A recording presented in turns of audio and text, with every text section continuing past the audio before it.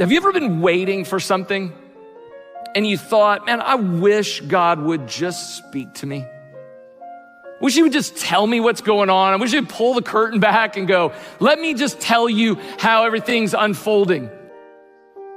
I mean, we live in a time that makes it so hard to wait, don't we? I mean, we live in an instant culture.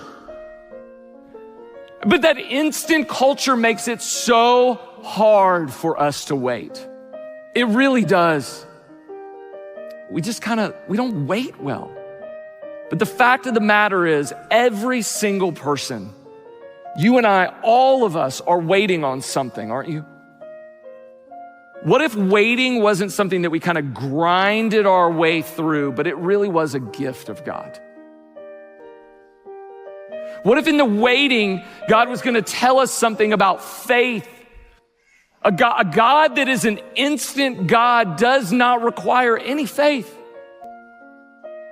What if in the waiting, God wanted to reveal something about our heart and our life and our character and our nature that we otherwise wouldn't see or know?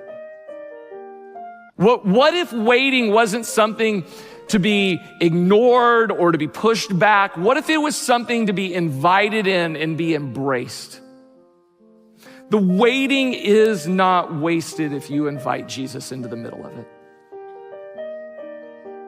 God is at work in your life, maybe even especially in the moments you don't see him, the moments he's not answering the prayer the way that you prayed the prayer.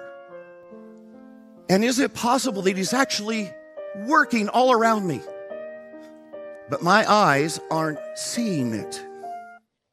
Is it possible that one of the reasons we miss God's plan is because he's not doing ours? You need to know that it's absolutely normal for God to be doing great things when it looks like he's doing nothing. Let me say this again. It's a big deal. It is absolutely normal for God to be doing unbelievably amazing things in moments that look to us like he's doing nothing. Here's why. If you haven't noticed yet, God doesn't typically tell us his plans. And I don't know why. I don't know if that's because if you and I heard what he was going to do, we would veto it. Or if he told us what we were going to do, we would be terrified. Or we just go, hey, God, you know what? I like your plan pretty well, but could we tweak it a little? And instead, here's what God does. God works in our life and says, okay, I'm going to do this. And sometimes it looks good and sometimes it looks bad, but I'm going to do that. You're not going to know where this is going to go. I'm just going to ask you to live the next moment that I gave you the right way.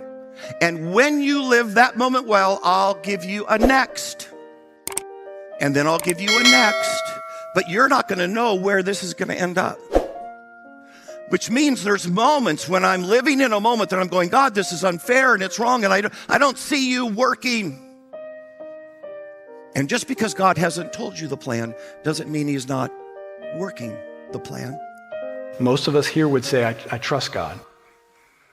Most of us here would say, I trust his plan. I believe that he has my best interest in mind. The hard part is, can we trust his timing? Patience and the ability to wait on God suggests that we trust his timing. That's why waiting on God is hard. But you know what's worse than waiting on God? Wishing that you waited on God. That however long you have to wait, it will be worth it because God's timing is perfect. See, we understand timing when it comes to other things in this life. You put cookies in the oven and they're supposed to take 20 minutes and you take them out after 5, they're not ready yet. But when we can't see God working, we grow impatient. We take matters into our own hands and we make a mess because we can't see what he's doing. He's up to something, we just can't see it. So while we wait, we can either make things worse by taking matters into our own hands, or we can allow the wait to build our character. We can allow the wait to grow fruit. We can allow the wait to remind us that he's good. And not only is he good, but that he's trustworthy and that his timing is best. So there is a power in waiting. And I want you to understand very clearly, waiting it's a time to do a few things. Waiting is a time to become. Waiting is a time to evolve. Waiting is a time to develop. Waiting is a time to learn. Waiting is a time to grow. So you're not just doing nothing while you're waiting. You're becoming, you're evolving, you're developing, you're learning, you're growing, you're healing, you're maturing, you're gaining perspective, you're growing in wisdom, you're being educated, your discernment is being sharpened. There are so many different things that start happening while you're waiting. That's why you can't rush that process. You can't rush maturity. Anybody who's great never became great overnight. That's why slow success builds your character. Quick success builds your ego.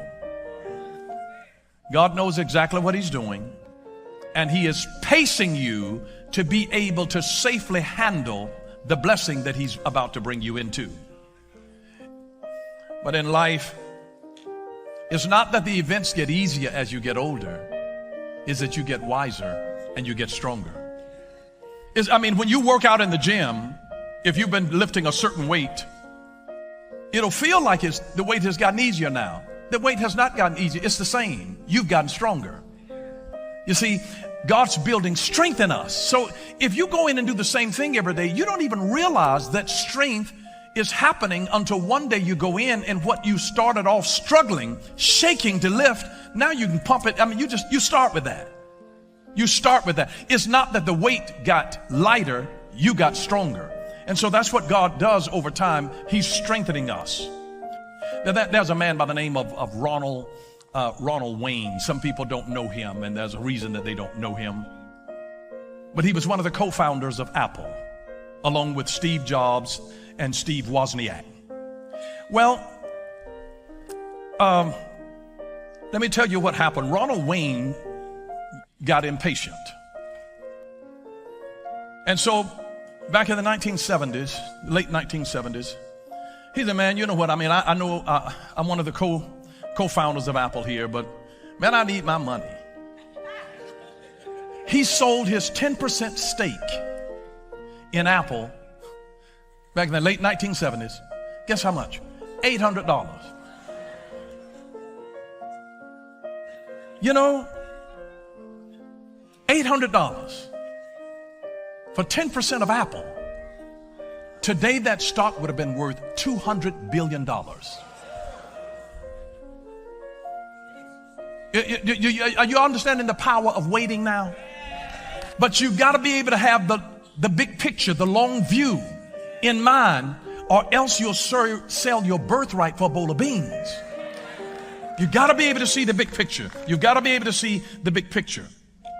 Maybe it's possible that God is delaying whatever it is in your life simply because he has something bigger he wants to do. I don't always know why God isn't on time. I don't know why sometimes he doesn't show up when we want him to. But I can tell you this. I know that he loves you. I know that you can trust him and you can continue to believe him in the meantime.